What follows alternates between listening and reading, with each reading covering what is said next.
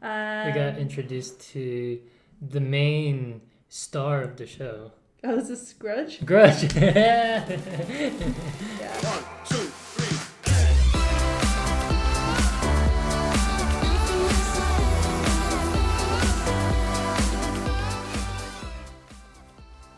Hey, welcome to the first ever episode of Sippin G&T V Star Trek Discovery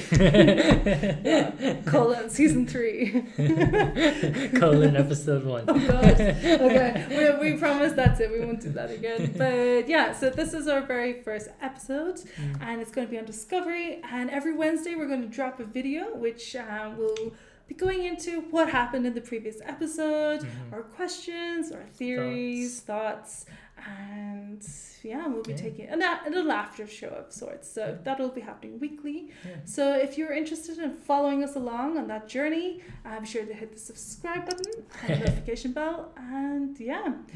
So I guess the first thing we should do is probably quantify our experience with Star Trek. Oh yeah. So I'm a noob. I came in with the J.J. Abrams Star Trek, like the classic Star Trek is pretty much a blank for me. Like I've probably seen like a few episodes here and there, but nothing where I can recall canon off the top of my head. And then obviously Discovery seasons 1 and 2. Yeah. So on my end, I grew up where Star Trek was actually on the TV in the afternoon sometimes. So I've seen quite a bit of The Next Generation, Deep Space Nine. I'm quite familiar with like Picard, that kind of era.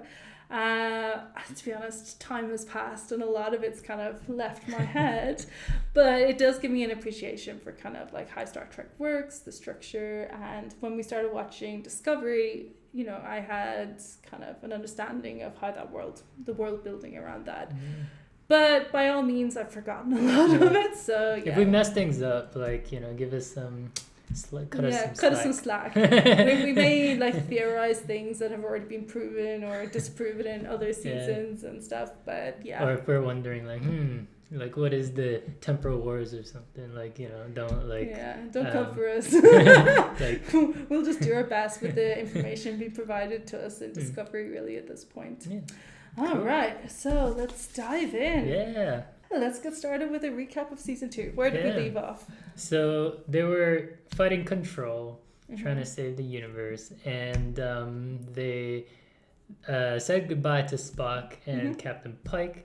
And then there was the emotional, Michael and Burnham being like, I'll do this alone. And then the rest of the crew are there surprising her and being like, we're there with you until the end. And then it's like, oh, they're a family. So they went into the wormhole together, and that's basically the end of season 2. Yeah, so basically Burnham was in charge of leading them through safely. Now that episode 1 has aired, we're not really sure how successful she was in that, given that she has crash landed on a planet minus any crew. Yep. And we don't know when or where they're going to materialize. Yep. And so I presume at this stage we're now following Burnham's quest to find Discovery. Yeah, that's certainly what it feels like. We didn't get a glimpse of Discovery's crew at all. No, not even a little blip. Nope. So to me, it felt kind of like a reboot in a way, because they literally jump ahead 900 years, right? So there's no connection to the universe they had been a part of, like the people, their family, friends, like the Federation, the history, that's all unfamiliar territory. They're literally in a fresh new universe. Yeah, it was kind of posed as almost like a pilot episode. Yeah, it felt like it, right? Where you're just being introduced to a completely new world and a new concept, I guess. Yeah, and new characters. Like we got Book. And it feels like he's going to be a major character, the way they introduce him.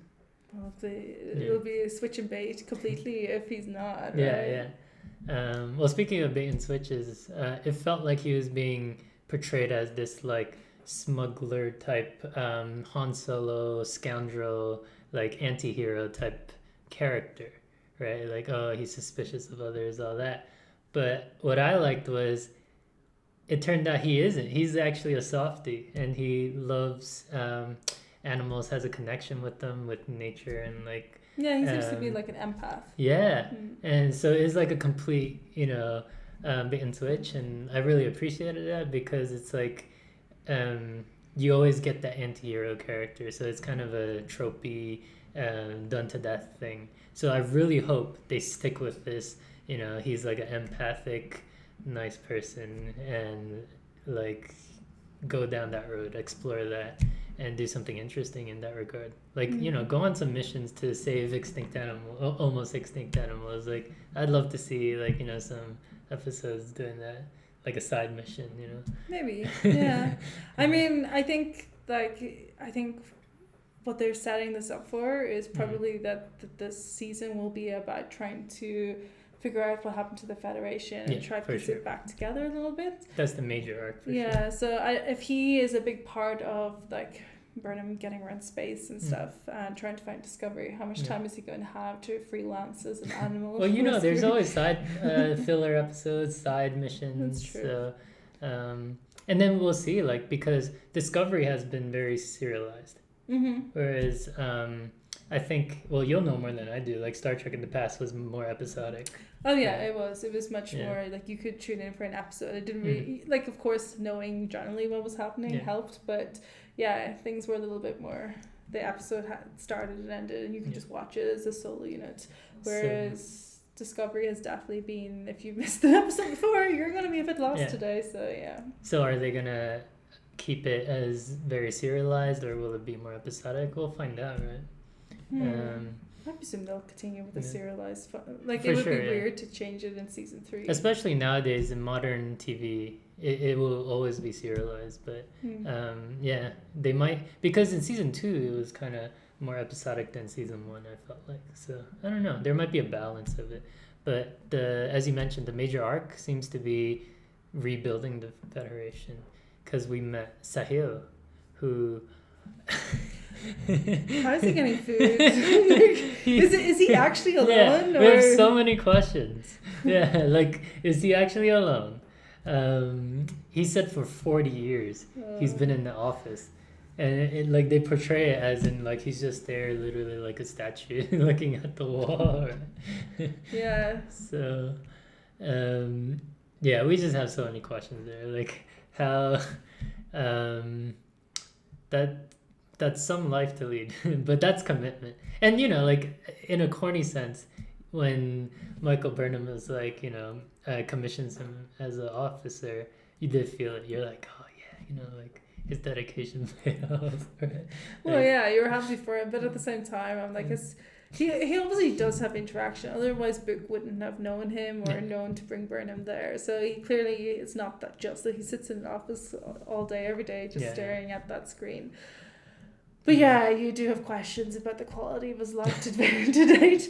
But I mean, he's given us insight into like how much of space is available to the average to even the Federation at this point. How splintered everything is, to the point where we're not really even sure if the Federation exists anymore. And then Book obviously has given us insight into the kind of the attitude towards the Federation now, and how it's almost like culty in a way now. Whereas before it was like, obviously the Federation was the Federation. Now it's like, oh, you're a believer. The fringes, kind of like one of those, huh? So And it was interesting. So we don't really know what happened to the universe, but Book says talks about the burn, right? And basically like about 150 years ago, and all the dilithium, not all, like some of it exploded and destabilized the whole universe. So it'd be interesting if they explore that more. That's also a point of concern for Discovery, because they don't have that knowledge, and if Discovery is going to land in this time, then they don't. How much dilithium is on the Discovery ship? Anyway, so that's kind of the gist of what happened. Burnham teams up with Book. They have a little, fight with some enemies just to keep our juices going, get their adrenaline up, and then we kind of get introduced to Sahil through that as well. We got introduced to the main star of the show, Oh, is this Grudge? Grudge. Yeah. We want more Grudge. We want lots of Grudge. Good. The question about Grudge, though, is at one point, obviously, we're introduced to Grudge as being a cat, a large cat with a thyroid issue. But then later, book refers to Grudge when Grudge is kind of like slandered a bit as she's a queen. So are we to take from that she's like a literal queen of some sort of like, are they pulling like a Captain Marvel Goose cat on us, where it turns out Goose is actually not a cat but a flirt? Oh, you're wearing that today. Yeah. A flirkin? Or is it just more that, you know, Book really has a deep admiration for Grudge and is a queen to him? So that's going to be interesting. If it ever, I hope they come back around to that at some point. It'll be kind of weird if it's never mentioned again. Yeah. Well, it might have been a joke. But it was cute though. Yeah. And Grudge is very large, right, for a cat. Well, it's a large cat species. It's Maine Coon or something like that. Oh, okay. So they didn't. Okay. She's not actually large because of a thyroid issue. She's large. Possibly because it might be a he, and because of the cat species. Okay. But yeah, so that's one question we have. The next question is obviously, when will Discovery come onto the scene? Are they going to turn up next episode, halfway through the season? Will they be the season finale? The show is called Discovery, and you can't really take too long to feature Discovery, right? Like, one thing might happen where maybe Michael Burnham takes a while to find Discovery, but we still get a glimpse of follow Discovery on their path. Yeah, that could happen. It might take them a while to team up again. Yeah. Or they might just like stumble upon each other next episode. Maybe. But no, I doubt it. I feel like there has to be some like narrative tension there, right? Yeah, and then the other questions, of course, are what exactly is going on with the Federation, and what will Burnham do in relation to that, or what can she do? Yeah. And kind of questions in general about how this current universe and time works. And how the cast fit into it. Because they're very much just like intruders in this world, right? Yeah. And also we've learned that time travel is technically illegal, so will that come and bite them in the butt at some point? Because they've technically broken law in that time zone. Well, it doesn't seem like there's much enforcement of law at the moment, right? That's true, but so they would be the authorities if they're trying to establish the Federation again, right? I suppose, so, but still, it could be an issue at some point. So there you have it. That is our recap of sorts and or questions that we are going to be, I guess, looking out for answering as we go throughout season 3. So guys, if you have any answers to these questions already, or any like theories, drop them in the comments. Let us know what you thought about episode 1 and where do you think season 3 is going to go. And as we said, we're going to be coming out every Wednesday with a video just like this. Different content, of course, but still on Discovery. We'll just talk about episode 1 every week. But if you want to follow along, be sure to hit subscribe and the notification bell. We'll also be diving into other series as they start to come out. So Mandalorian is on our cards, so that'll kick off in November. And we're going to look at WandaVision as well, which presumably will be December. So The Expanse. Oh, and The Expanse. So we've got plenty of kind of sci-fi related content coming soon. We just need them to like release the episodes. Gosh dang it. Anyway, thank you very much for tuning in. I hope you enjoyed it, and see you next week, hopefully. See you next week.